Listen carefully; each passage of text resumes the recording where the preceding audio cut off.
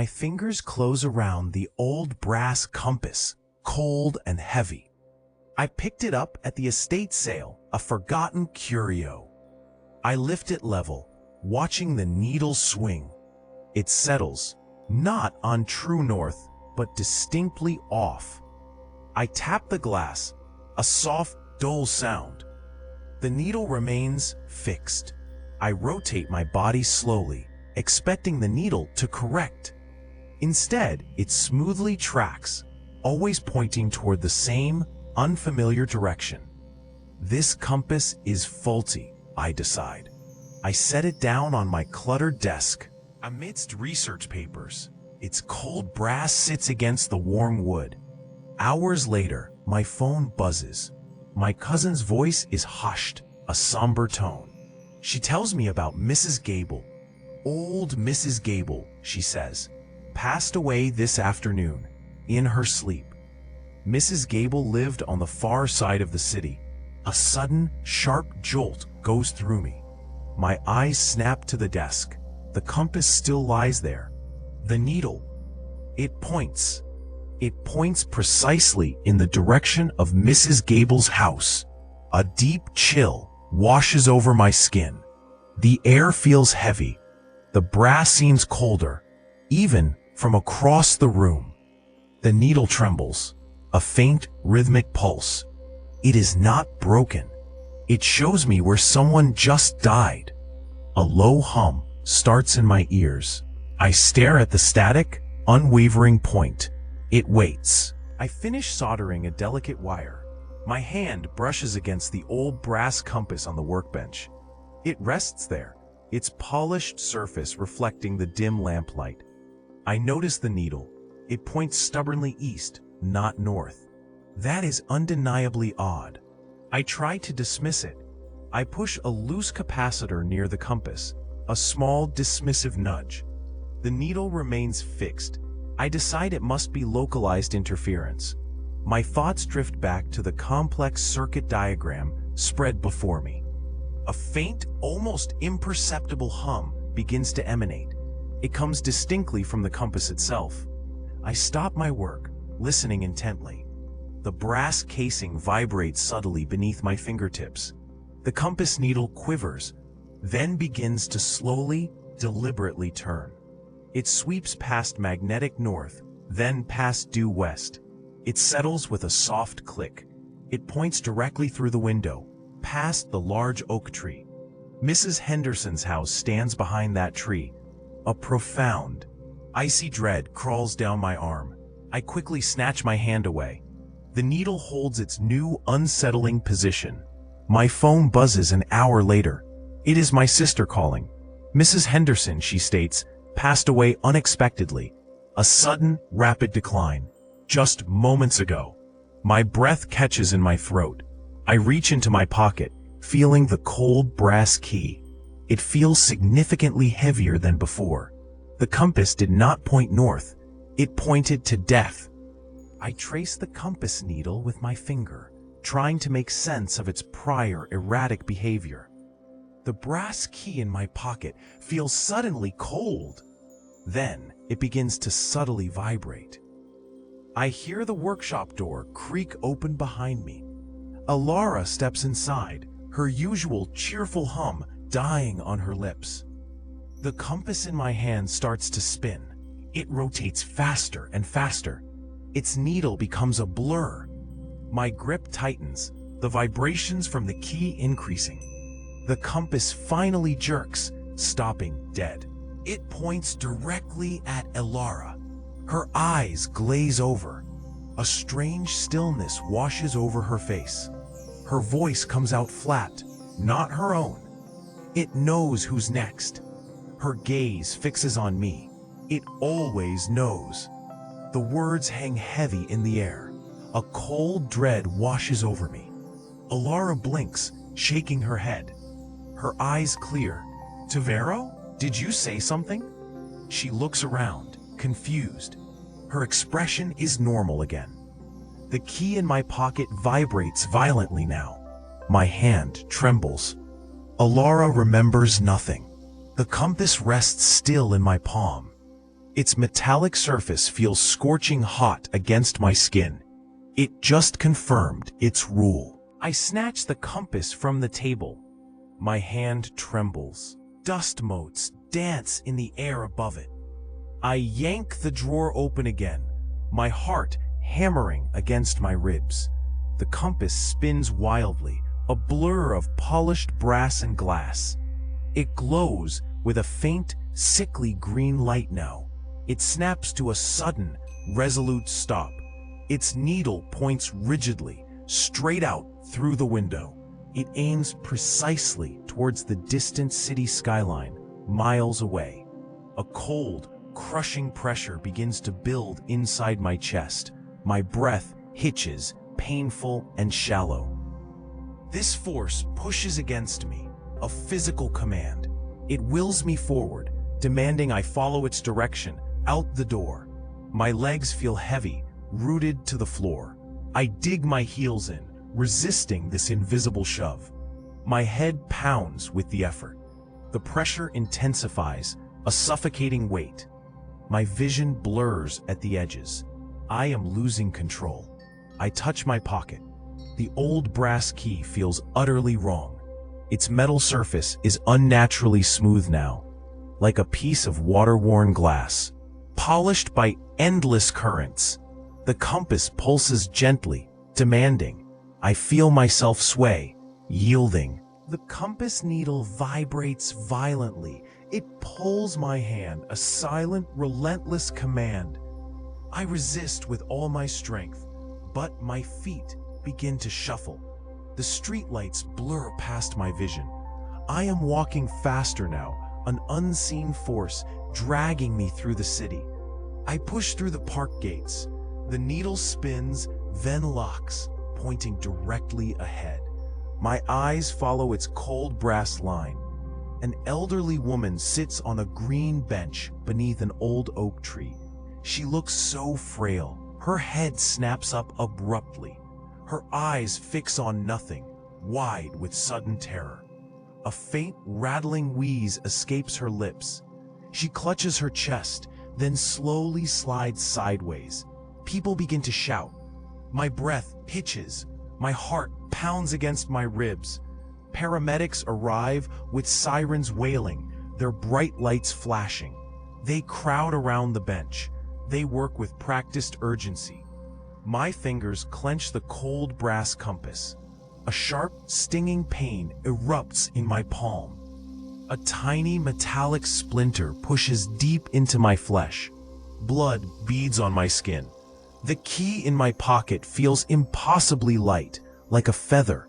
It has no weight at all. The medics cover her with a white sheet. I stand frozen. I cannot look away. I am here. I am a direct witness to this moment. A crushing weight of guilt settles in my gut. I brought this. I am back in the workshop. My hands feel cold as I pick up the old compass. It feels distinctly heavier now. A faint internal glow begins to pulse.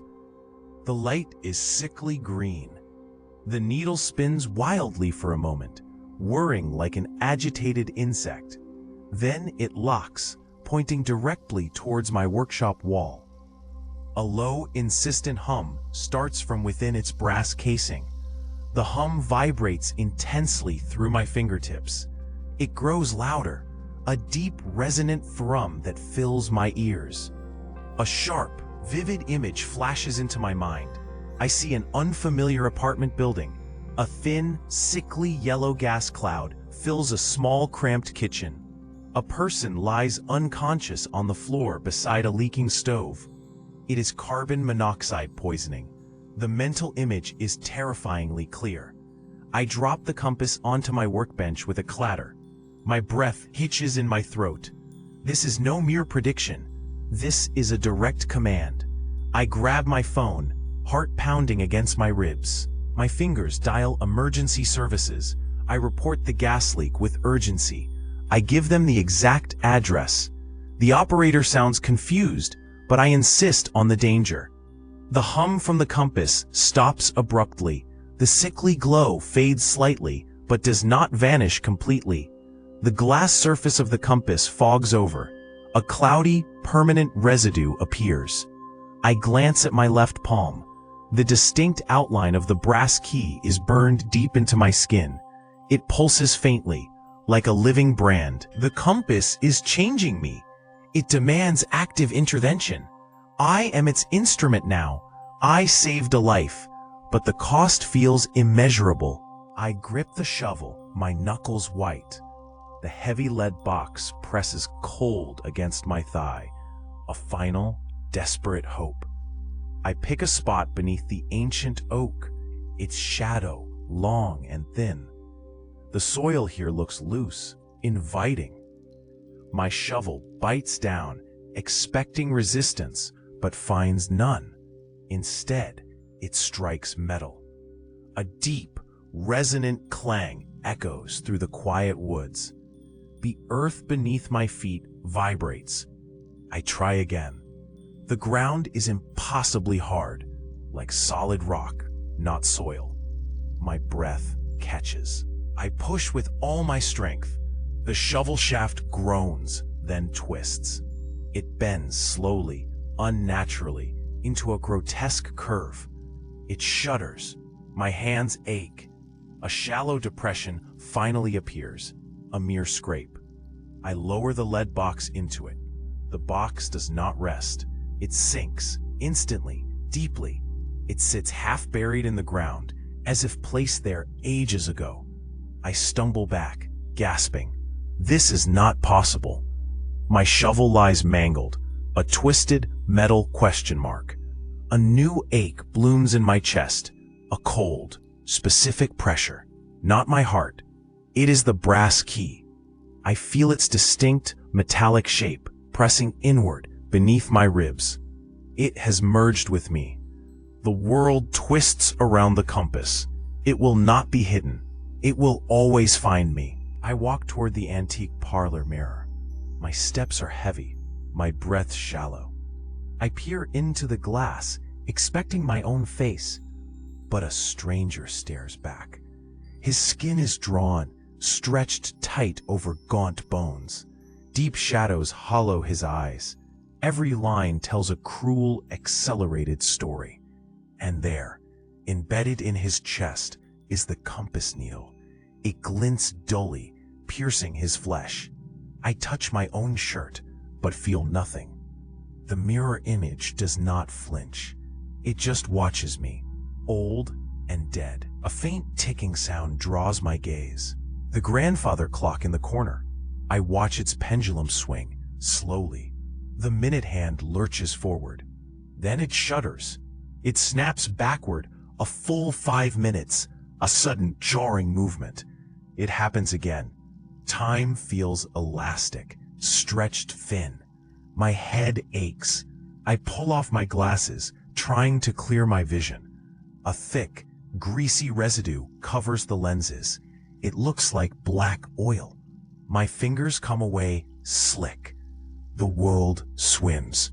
I see a blurred, dark outline of myself in the mirror, still pierced. The brass key vibrates inside my ribs, a constant, sickening hum. It is a phantom limb. My sense of self unravels completely. My eyes snap open. A cold, internal magnetic pull yanks me upright. An ache, deep within my chest, guides my steps without conscious thought. I stumble out of bed, already walking, following an invisible current. My body is no longer entirely mine. The brass key rests in my pocket. It hums. The thrum vibrates deep inside my bones, a constant low drone. Tumblers shift within my ribs. I feel parts of myself clicking into place. My skin feels stretched, taut. A coldness spreads beneath it. I walk down a dark street, the pavement hard against my worn shoes. A store window glows faintly. I catch my reflection. I stop. My face is changing. A subtle, metallic luster coats my cheekbones, like polished brass. The light catches it strangely. It creeps slowly across my jaw. My eyes widen in disbelief. Then I see it, An invisible needlepoint presses against my sternum. It feels like it pushes from within me, aimed directly at my heart. My shirt fabric ripples slightly, responding to the internal pressure. The brass sheen on my skin becomes undeniable. I watch it spread. A sharp, sudden pain stabs my left wrist. I look down.